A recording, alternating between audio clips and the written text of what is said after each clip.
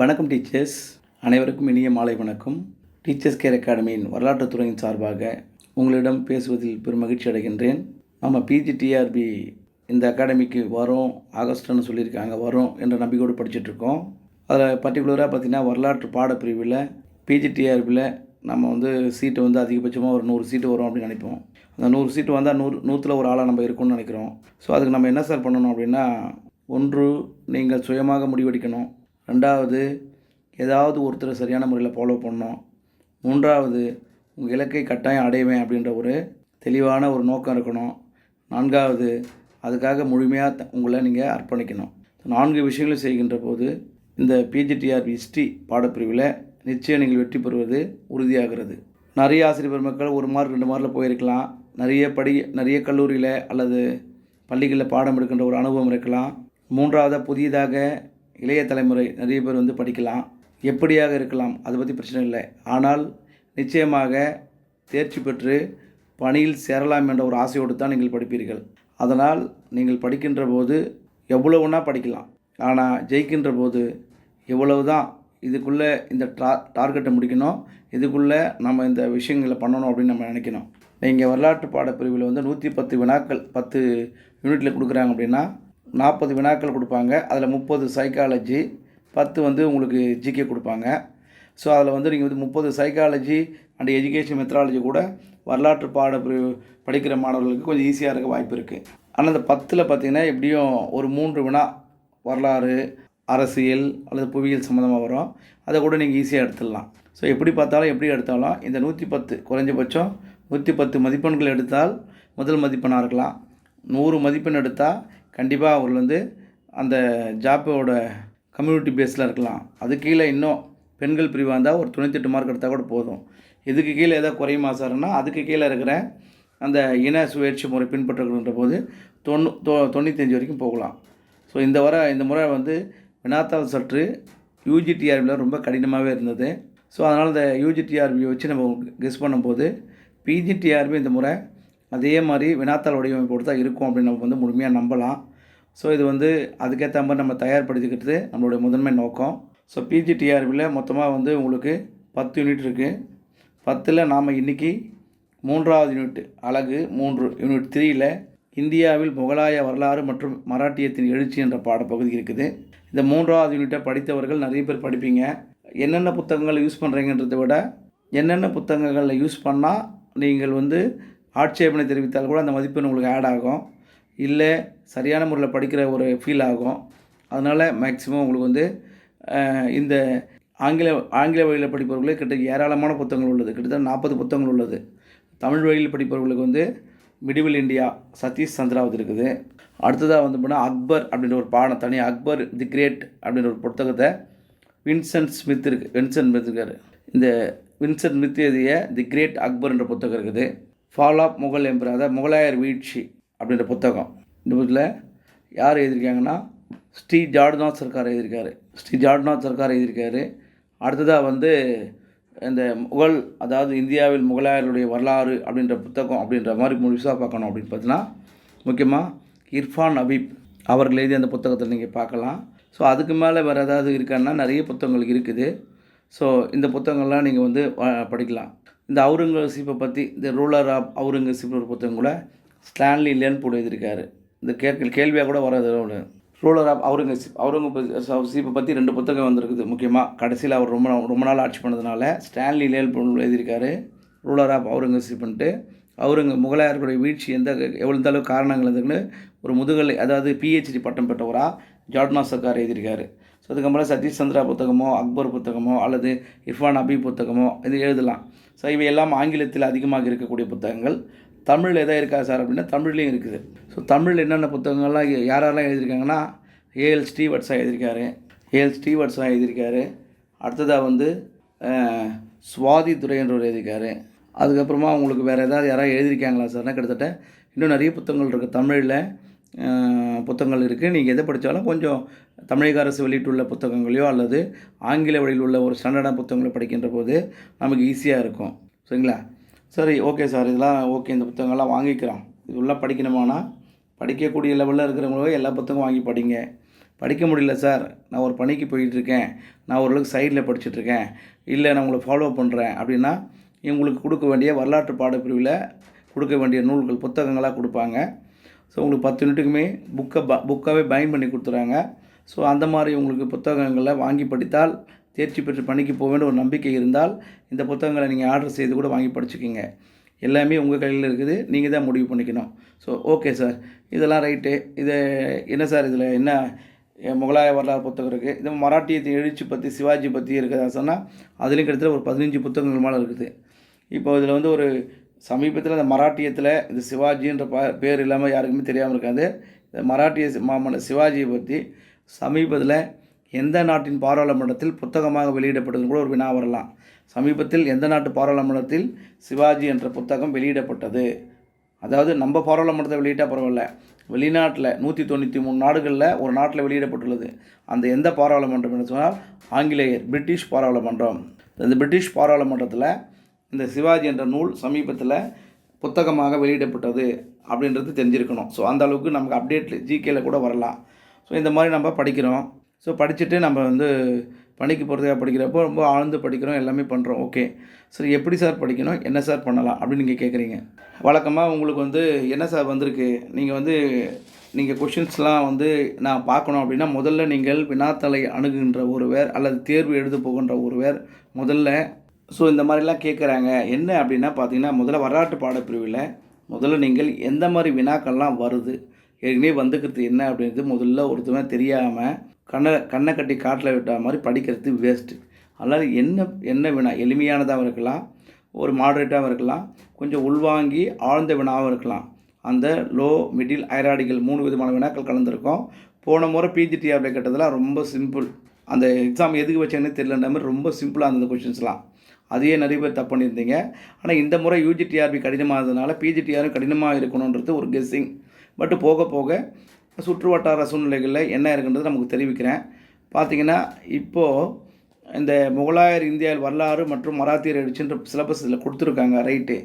இது வந்து GO number பார்த்திங்கன்னா 219 படி கொடுத்துருக்காங்க. இன்றைக்கி கவர்மெண்ட்டில் ஒரு ஜிஓ வந்திருக்கு, முதுகலை ஆசிரியருக்கான பாடத்திட்டத்தில் ஜிஓ நம்பர் 219 படி கொடுத்துருக்காங்க. இதில் என்ன டாபிக் இருக்கோ அந்த டாபிக் பிரகாரம், அதாவது 11ஆம் வகுப்பு வரை இருக்கிற புத்தகங்கள் இருந்தோம், கூடுதல் தகவலை இந்த மாதிரி மோர் இம்பார்ட்டன்ட் புத்தகங்கள் இருந்தோம், குறிப்பு நூல்கள் இருந்தோம் எடுத்து புத்தகமாக தயார் பண்ணியிருக்கேன். ஸோ அதை நீங்கள் பயன்படுத்திக்கிங்க. இப்போ நம்ம படிக்க போகிற விஷயங்களில் முதல்ல ஒரு பேச்சுக்கு உங்களுக்கு வந்து முகலாய பேரரசு நிறுவியவர் யார், முதல் பானிபட்டு போர் நடைபெற்றது எப்போது, படிப்பறிவு இல்லாத ஒரு முகலாய மன்னர் யார், ஷெர்ஷா காலத்தில் எத்தனை சர்க்கார்கள் அமைக்கப்பட்டது, ஒரு 47. இது மாதிரி பேசிக் கொஷின்ஸ். டெல்லியில் செங்கோட்டையை கட்டியவர் யார், ஓகேங்களா. முகலாயர் காலத்தில் அறிஞர்களுக்கு வழங்கப்பட்ட நிலம் எவ்வாறு அழைக்கப்பட்டது, சரிங்களா. மராத்திய நிர்வாகத்தில் கணக்காயராக இருந்தவர்கள் யார், காலாட்படைகளுக்கு என்ன பேர். ஸோ இதெல்லாம் நாம் வந்து பேசிக்காக பார்க்க வேண்டிய விஷயம். ஸோ இந்த மாதிரி கொஷின்ஸ்லாம் கேட்பாங்களா சார்னா என்னன்றது பார்த்துருக்கணும். சுல் இ குல் என்ற ஒரு கொள்கையோடு தொடர்புடையவர் யார், அக்பர். போன முறை இது மாதிரி கேட்டிருந்தாங்க. சவுகான் என்ற சொல்லோடு தொடர்புடையான்னு கேட்பாங்க. சவுகான் என்ற சொல் அப்படின்னு பார்த்தீங்கன்னா சவுகான் என்பது ஒரு விளையாட்டு, போலோ விளையாட்டு, ஐபேக்கோடு தொடர்புடையது இப்படின்னு உங்களுக்கு தெரியணும், சரிங்களா. இந்த மாதிரி சின்ன சின்ன விஷயங்களை தான் அவங்க என்ன பண்ணுறாங்க, கொஷினாக எடுக்கிறாங்க. ஸோ அப்படி கொடுக்குற கொஷின்ஸை வந்து நம்ம வந்து உள்வாங்கி படிக்கலாம். அதே மாதிரி ஜசியா வரின்னு கேட்டுக்கிறாங்கன்னு வச்சுக்கலாம். ஜசியா வரியில் கீழ்கண்ட வாக்கியங்களில் எது ஒன்று சரியானது அப்படின்னு கேட்கலாம்.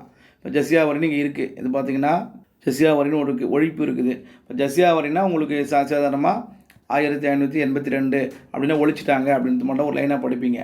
அப்போது கேட்கும்போது எப்படி கேட்பாங்கன்னா, ஜசியா வரி முஸ்லீம் அல்லாதவர்கள் மேல் வரிக்கப்பட்டது சரியா, ஆரம்பத்தில் பிராமணர்களுக்கு விலக்கு அளிக்கப்பட்டது சரியா, 1658 அவுரங்கசீப் மீண்டும் கொண்டு வந்தார் இல்லை, ஓகேவா, 1720 முகமது ஷா இதை ஒழித்தார் அப்படின்னு கேட்குறான்னு வச்சுக்கிங்களேன். ஸோ இது எப்படி அட்டன் பண்ணுவீங்க, இதெல்லாம் என்ன சார் அப்படின்னா இது மாதிரி என்னன்றது இந்த ஜெசியாவோட முழு தகவலும் உங்களுக்கு எப்போ வந்தது, எப்போ முடிஞ்சது, எப்போ வந்து அது கடைசியில் அது ஒழிக்கப்பட்டது, கடைசியில் யாரோட காலத்தில் முழுமையாக ஒழிக்கப்படுதுன்ற அளவுக்கு நீங்கள் தெரிஞ்சிருக்கணும். அதுதான் டாபிக். ஸோ இந்த மாதிரி உங்களுக்கு கொடுத்துருப்பாங்க. ஸோ இதெல்லாம் நம்ம படிக்கிறோம், ரைட்டு. அப்போது இந்த மாதிரி டாப்பிக்கெலாம் ஆழ்ந்து படிக்கணும் அப்படின்னும்போது ஃபஸ்ட்டு வந்து பாபரின் படையெடுப்பிற்கு முந்தையதாக இந்தியாவின் நிலை என்ன, யாரெல்லாம் இந்தியாவில் உள்ள மனிதர்கள் பாபரை எங்களிடம் வாருங்கள், படையெடுத்து வாருங்கள், நாங்கள் உதவுறோம் அப்படின்னு கூப்பிட்டாங்க. ஸோ இவங்கெல்லாம் யாராருன்னு நீங்கள் பார்க்கணும். அது முதலாவது பானிபட்டு போர் எப்போ நடைபெற்றது, கான்வா போர் எப்போ நடைபெற்றது, சந்தேரி போர் எப்போ நடைபெற்றது, அது காக்ரா போர் எப்பொழுது நடைபெற்றது, துசுக்கி பாபர் என்ற நூல் என்பது என்ன, அந்த நூலில் என்ன விதமான தகவல்களை பாபர் பதிவு செய்துள்ளார், நேரில் கண்டவற்றை, கேட்டவற்றை, பார்த்தவற்றை எப்படி ஓவியமாக வரைந்துள்ளார், என்ன சொல்லுளை எழுதியுள்ளார், துருக்கி மொழியில் மட்டும் எழுதினாரா, வேறு ஏதாவது மொழி பாரசீக மொழி யூஸ் பண்ணாரா அப்படின்னு பார்க்கணும். அடுத்தது உமாயூன் பார்க்கணும். சூர்வம்சம், இந்த இடையில சூர்வம்சன்ற ஒரு நிகழ்வு வருது. ஷெர்ஷா சூரினா 1940 1955 வரைக்கும் அவருடைய வாரிசுகளோடு என்ன பண்ணாங்க, சரிங்களா. அதுக்கப்புறமா நிர்வாக சீர்திருத்தங்கள், ஷெர்ஷாவோட நிர்வாக சீர்திருத்தங்கள் எப்படி இருந்தது, ஏன்னா அக்பரின் சீர்திருத்தங்களுக்கு முன்னோடியாக இருந்தது. அப்படின்னா எப்படி இருந்தது, தி கிரேட் அக்பர் அப்படின்றது வின்சென்ட் ஸ்மித்தோட புத்தகத்தை படித்தாலும் சரி, இல்லை நீங்களே இருக்கிற விஷயங்களை படித்து போதுமானதாக இருந்தாலும் சரி. இரண்டாவது பானிபட்டு போர் எப்போ ஏற்பட்டது, இரண்டாவது பானிபட்டு போர் என்பது அக்பருக்கு பாதுகாவலர் இருந்த பைராம் கான் என்ன பண்ணார், ராஜபுத்திரர்களோடு அவர் உறவு எந்த மாதிரி வச்சுக்கிட்டாரு, ஓகேங்களா. அடுத்தது இராணுவ வெற்றிகள் எந்த மாதிரி இருந்தது, ஓகேங்களா. நிர்வாகம் எந்த மாதிரி அவங்க பண்ணாங்க, ராஜா தோடர்மால் என்ன சொன்னார், ராஜா மான்சிங் என்ன பண்ணார், இது மாதிரி எல்லா விதங்களும் நம்ம பார்க்க வேண்டியது இருக்குது. மத கொள்கையில் என்ன பண்ணுறாரு, ஜஸ்யா ஒழிப்பு, அதுங்களை ஜஸ்யா வரியை ஒழிக்கிறாரா, ரைட், புனித வழிகளை ஒழிக்கிறாரா, 1563, 62, 63 இது மாதிரி விஷயங்கள் தெரியுதா. அடுத்த இபத் கானா என்ற ஒரு மண்டபத்தை அவர் கட்டுறாரா. தீன் இலாகி என்ற ஒரு மதத்தை உருவாக்கும் பொழுது, அதாவது சமய பரப்பாளர்கள் 4 பேரை கூப்பிட்றாரு. பார்சி யாரை கூப்பிட்டாரு, கிறிஸ்டினை யாரை கூப்பிட்டாரு, அடுத்ததாக இருக்கிற இந்துல யாரை கூப்பிட்டாரு, இந்த மாதிரி 4 விதமான பாரசீகர்கள் யாரை கூப்பிட்டாங்க, அவரெல்லாம் யாரை கூப்பிட்டு மீட் பண்ணார், பேசினார். அந்த தீன் இலாகியில் பீர்பால் அவரை ஏற்றுக்கிட்டாரா, அடுத்ததாக இவரை பின்பற்றியுள்ள இவரை பேர் எல்லாரையும் கட்டாயப்படுத்தினாரா, இப்படின்ற எல்லாமே தகவல் உங்களுக்கு தெரியணும். ஜஹாங்கீர், சலீம் என்று அழைக்கக்கூடிய ஜஹாங்கீர் என்ன பண்ணார், பெட்டிகோட் ரூலராக இருந்த அவருடைய மகன் நூர்ஜஹான் என்ன பண்ணாங்க. ஸோ இவருடைய ஆட்சி காலத்தில் கலைவர் யார், எந்த கலைக்கு முக்கியத்துவம் கொடுத்தாரு, ஓவிய கலைக்கா அல்லது கட்டடக்கலைக்கா. அடுத்தது நூர்ஜஹானுடைய செல்வாக்கு, அவருடைய இத்மத் உத் தௌலா கட்டடத்தை யாருக்காக கட்டினார், அவங்க அப்பா அவர் பேர் என்ன.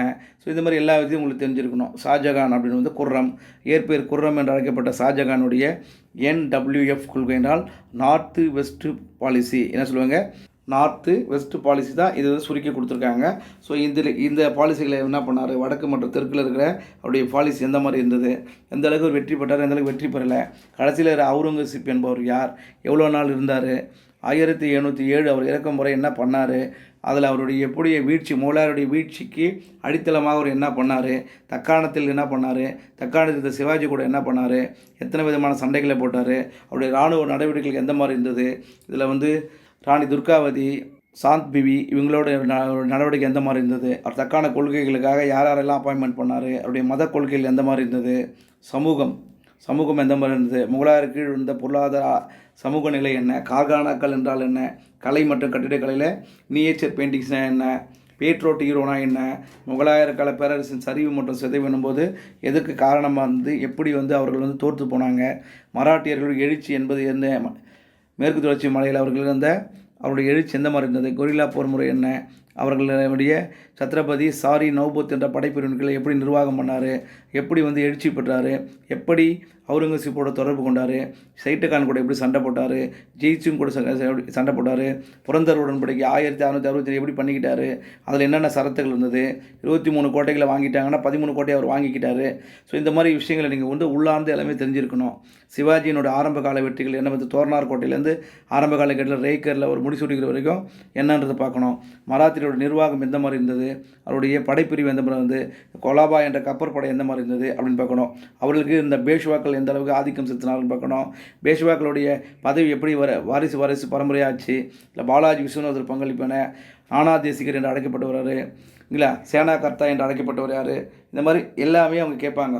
ஸோ அடுத்து பாலாஜி பாஜிராவ் வரைக்கும் அவங்க கொடுத்துருக்காங்க. சார் இதில் ரொம்ப சிம்பிளாக இருக்குது சார், பார்க்க உங்களுக்கு இந்த பக்கத்தில் உள்ளது ஒரே ஒரு பக்கத்தில் இருப்பது போல் இருக்கிறது.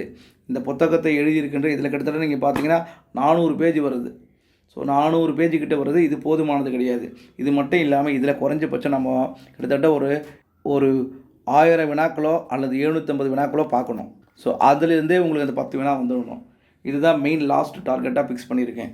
ஸோ இந்த மாதிரி நம்ம அந்த சிலபஸ் முடிச்சுட்டு உடனே அதுக்கப்புறமா நம்ம பாடத்துக்குள்ளே போயிட்டு ஆதாரங்கள் என்னென்ன அப்படின்றத நம்ம பார்க்குறோம். ஸோ ஆதாரங்களுக்கு அப்புறம் சான்றுகள் என்னென்னு பார்க்குறோம். சான்றுகளுக்கு அப்புறம் அவருடைய நினைவு குறிப்புகள்லேருந்து உமாயூன் நாமாவிலேருந்து இது மாதிரி 1 by 1 நம்ம பார்க்க போகிறோம். தாரிக் ரஷீத் என்றால் என்ன அப்படின்றது. இது மாதிரி ஒவ்வொரு பேஜுக்கு ஒவ்வொரு பக்கத்துலையும் நம்ம பார்த்துட்டு அதனுடைய வினாக்களுடைய அமைப்பு எந்த மாதிரி இருக்குன்னு நம்ம பார்க்க போகிறோம். ஸோ இந்த மாதிரி பார்க்கும்போது இதில் 450 வினா இப்போ இந்த புத்தகத்தையே உள்ளடக்கி வச்சுருக்கிறேன். இந்த 450 வினாக்கள் மட்டும் இல்லாமல் அடுத்ததாக நம்ம இருக்கிற கூடுதல் வினாக்கள், முக்கியமான வினாக்கள், முக்கிய மூலங்களிலிருந்து எடுக்கப்பட்ட வினாக்கள்னு நம்ம கிட்டத்தட்ட ஒரு குறைஞ்சபட்சம் 750லேருந்து 1000 வினாக்கள் நம்ம பார்த்தா தான் அந்த 10 வினாக்கள் நம்ம கிட்ட வரும். ஸோ எல்லாத்தையும் புத்தகமாக பார்க்கணும் 3 வேலையும் 4 வேலையும் படிக்க முடியாது. ஒரு புத்தகம் ஒரு 400 பேஜில் இருக்கிற ஒரு புத்தகத்தை படித்து முடிச்சுட்டு மீதி இருக்கிற 1000 கொஸ்டின் இந்த மாதிரி பார்த்துக்கிட்டோம்னா அதனோட ரிலவெண்ட்டான எல்லாமே நம்ம கேப்சர் ஆகிடும். ஓகேங்களா? நான் பீரங்கி படையை கொண்டு வந்தவர் யார், ஆல்ட்ரேட்டி என்ற போஸ்ட் கொண்டு வந்தவர் யார் அப்படின்னா பாபர்னு உங்களுக்கு தெரியும். சரி, பாபர் வந்தார் உங்களுக்கு ஓகேவா? ஆனால் இந்த பாபர் எப்போ பிறந்தார்? 1483லேருந்து 1830 சாவர வரைக்கும் இருந்திருக்காரு. மொத்தம் 47 வருஷம் இருந்திருக்காரு. இப்போ ஒரு கேள்வி கேட்குறாங்க, பாபர் முன்வாட்டி கேட்டாங்க என்ன மரபு அப்படின்னாங்க. சகட்டாய் மரபு. இதுதான் சொன்னேன், சகட்டாய் என்ற மரபு அப்படின்னா முகல். இந்த முகல் என்றால் என்ன அப்படின்னா, முகல் என்பது பாரசீக மொழிக்கு மங்கோலியர் என்று பொருள். முகல் என்ற பாரசீக மொழிக்கு மங்கோலியர் என்று பொருள். அப்போது 43 to 83 to 30 வரைக்கும் தான் இருந்திருக்காரு. இப்போ 47 வருஷம் இந்த பாபர் என்ன பண்ணியிருக்காரு, சகட்டா என்ற மரபில் வந்த இவர் என்ன செஞ்சார், இவர் ஜாகியுருதீன் முகமது பாபர் அப்படின்னு சொன்னாங்க. இப்போது இது மாதிரிலாம் கேட்குறாங்க. இது சாதாரணமாக கேட்பாங்க. பாபர் டேஷ் பகுதியை சேர்ந்தவர். 1 ஆப்கானிஸ்தான், 2 உஸ்பெகிஸ்தான், 3 பாகிஸ்தான், 4 மங்கோலியா, இப்படி சொல்கிறான்னு வச்சுங்களேன்.